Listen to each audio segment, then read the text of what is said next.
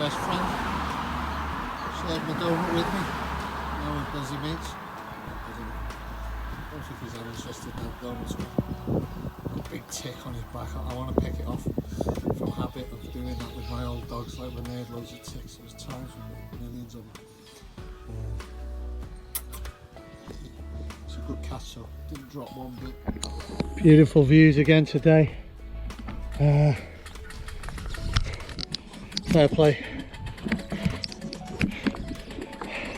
Today was testing without having any food and just loads and loads of liquids, apart from some porridge this morning. This afternoon's been hard. It's been mainly uphill, and I just summited now, I think, I hope. So there's been times I just couldn't carry on, I had to sit down. But you make it, you get through it, you go, you keep going. There's only one way to get there, is keep going, isn't it? You know what I mean? So you have a rest for a bit and then you go, drink a bit of water, and off you go. And I'm just going to do some of that now. I've been sweating buckets. I'd stop and you could see it just coming off the hat like a tap.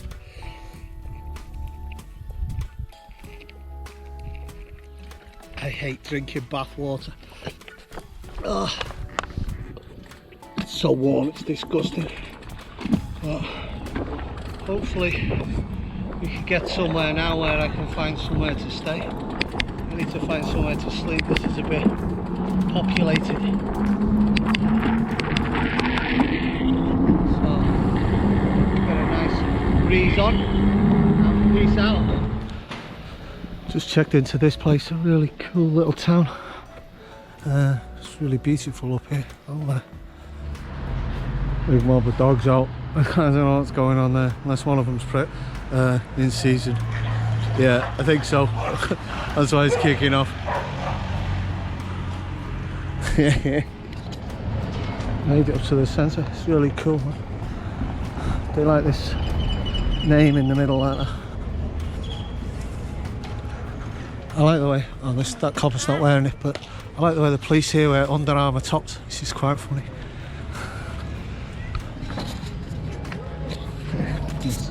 How cool are these? Can't resist that. Looks so nice, man.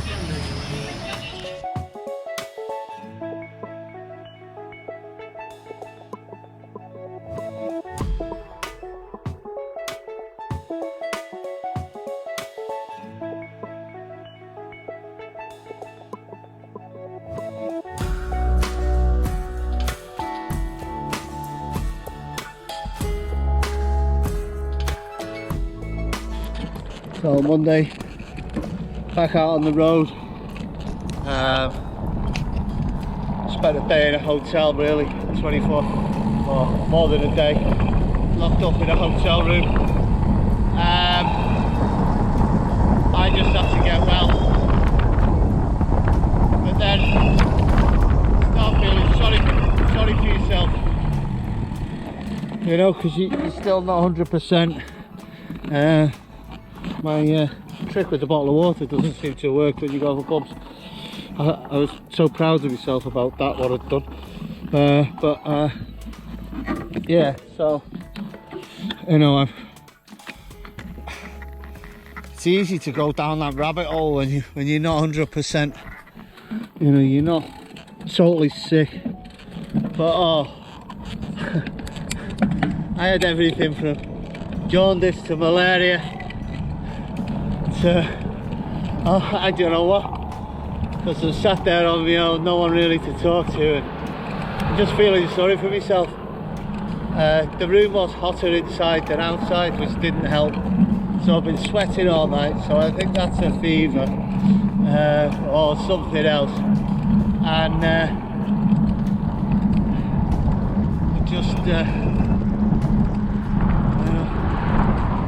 it wasn't good. So it's just good just to get out, get going again. And unfortunately I like this town, but it's say goodbye to there and hello Mexico City will be my next real stop. And You know, it's what's easy to do, isn't it? Sit on the sofa and do nothing. And that's what I wanted to do. I wanted to check in for another night to get myself properly well. And I just felt the same. That you get out, get going, and then you're alright. It's like when you throw a sickie for work, innit? But as soon as you make the phone call, you feel a lot better. You convince yourself you're ill. Don't get me wrong, I was ill before. I was on and off the toilet like mad. I'm really weak. I just had loads of stuff now. And yesterday. And today will be the same. Really make sure I can keep my strength up to fight everything off. And just take it easy, don't push myself. I forget I'm nearly 50, not 20. You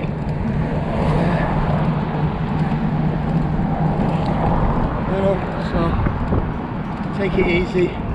40 degrees heat and pushing yourself isn't the smartest thing to do.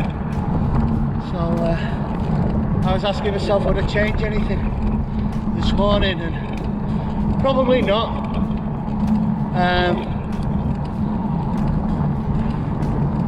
I like the fact that I have to overcome adversity. I like the fact of not knowing, getting through that, challenging myself. You know, so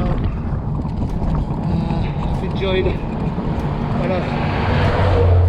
So you know, it's been good fun so far. Everything that's gone on has worked out okay. So yeah, so far so good. Get to Mexico and fly to Colombia and start the new chapter. Peace out.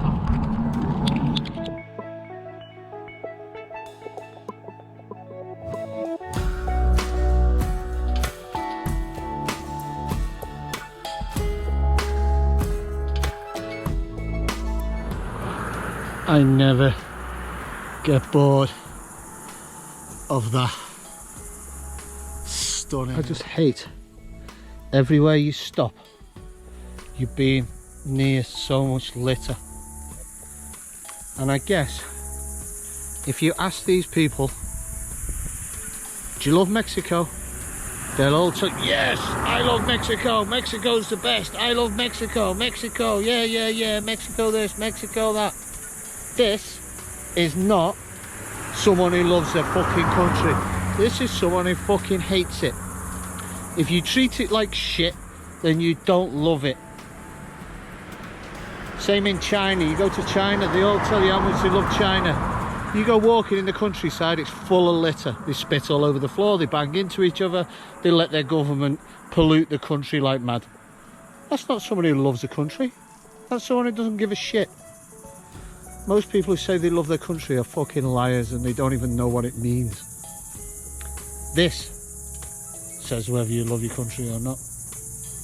What you do says whether you love something or not.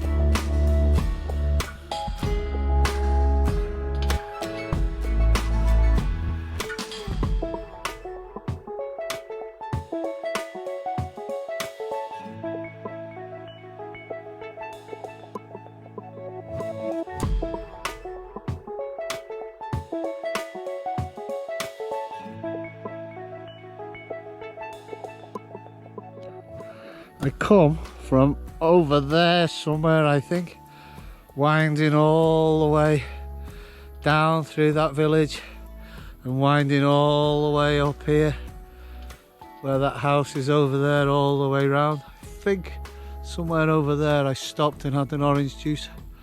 Maybe here. All the uphill I've pushed today. I could have probably cycled it, but it's just so much safer to push. You know, I can just dive out the way. Sweating, unbelievable today. It's everywhere dripping, you know. It's, again, kind people. Guy stopped on his motorbike, asked if I'm okay. A woman pulled up slowly past me in the car, and then you can look how rough I am. A woman pulled up slowly past me in the car, and we'll do it with the view in the background. Slowly past me in the car, sort of looked at me, tried to say something. It's like, then she carried on, and then I got to the top of this bit where there's a bit, some houses and things, and she stopped there waiting for me to ask me if I'm okay, if I need something to eat, and then just pushing through some towns then, or villages or whatever. I must look awful. You'll be able to see. I can't see, can I? And sweat dripping off me, looking exhausted. What it was is I really needed the toilet, and so it was like there was a concentration on my face. One woman stopped me and said, "Do I want some water?" It's like, I can't stop. No thanks, I've got water. I have got loads of water as it goes. Another woman come running out of the house with the lemon water, gave me some of that. That was really nice. Another guy asked me if I want some water, and then I found the oasis. There was a toilet. I'll put the picture in later. Yeah, no one's offered me any water after that. I stopped for some juice. These little fruit things. I'll try and find some, take a picture of them. And there's a young girl there at school whose English was very good actually. The first young person, child that's student that spoke to me in English. Normally the children are very quiet, and it's the adults that speak to you. Normally the older people or the men. Women don't normally speak to you, but the woman there was nice, and the daughter had a conversation with me, which was really good, really brave of her as well. You know, I always admire that of young people who test themselves like that. It's admirable. I'd have always hid from it. I would have been too scared to, you know, test it all out. I was when I first started speaking Thai, and my ex-girlfriend, wife sort of thing, would try and get me to speak Thai in front of everyone. I'd be like, oh no! But you know, it's nobody cares if you make a mistake, you know what I mean? People just like the fact that you try, you know. So and that's what I try to get with my students. I try to get them to speak, because not worrying about making mistakes makes it easier. Now I don't care. I start laughing at you know, when I'm in an awkward situation. I try to do hand signals. I let them know I can't speak now Spanish or Chinese or Thai very well. I'm a bit better with Thai, and you normally get it across, or you both give up and you laugh and you just walk off, you know what I mean? And there's something nice in those interactions when you can't speak fluent with people. That's why coming here is, you know, people will say, oh, but what about the language? Well, I've lived in Thailand, I've lived in China, I can't speak those languages. You get by, you have to get by, you know. So yeah, the thing with Google Maps when you're offline is it tells you as the crow flies. So it says 7.2 kilometers. I just checked again before, and it said 8 kilometers, because the road's so windy and it must have been at a good location. So it's like, oh no.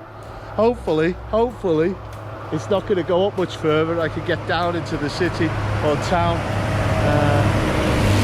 and we could do that. I could get there, and I'll probably get a hotel for the night, because I'm absolutely minging and I want to dry off. But feeling a lot better and loving that view. Imagine living right down there, just so isolated in a way. And even that place up here, you know, on the mountainside there, it's crazy some of the places where they're building houses. Up there, over there, here, everywhere in the mountains, you know. It's great that communities still live like that. Peace out.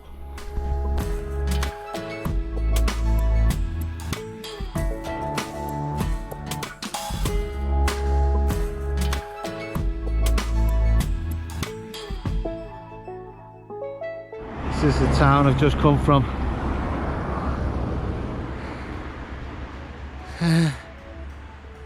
There's houses all the way up that hill, and then all the way down into the valley, and a football pitch. You've got to wonder why you'd build a town here. It's quite a big one as well, you know, so is this area really fertile? Can it support this many people? It's just curious. Unless it's an ancient place and people still come here. I don't know.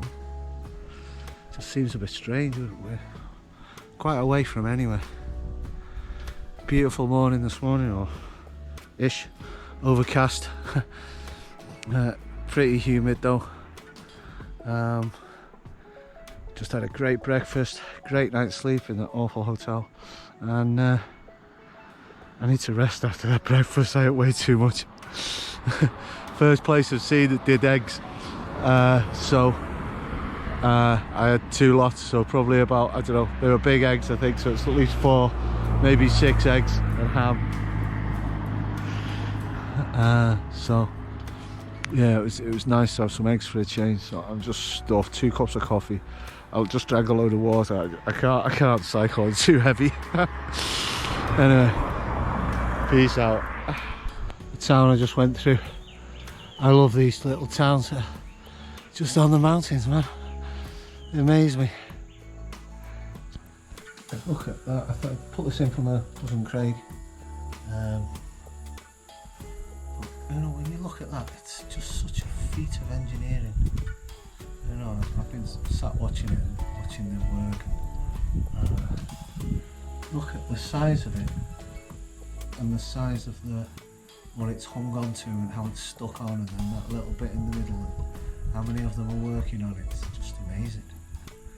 Imagine scaling that up so you get a wasp or a bee, whatever they are, and then scale it up to the size of us, and then scale that thing up to the size again. We couldn't make it.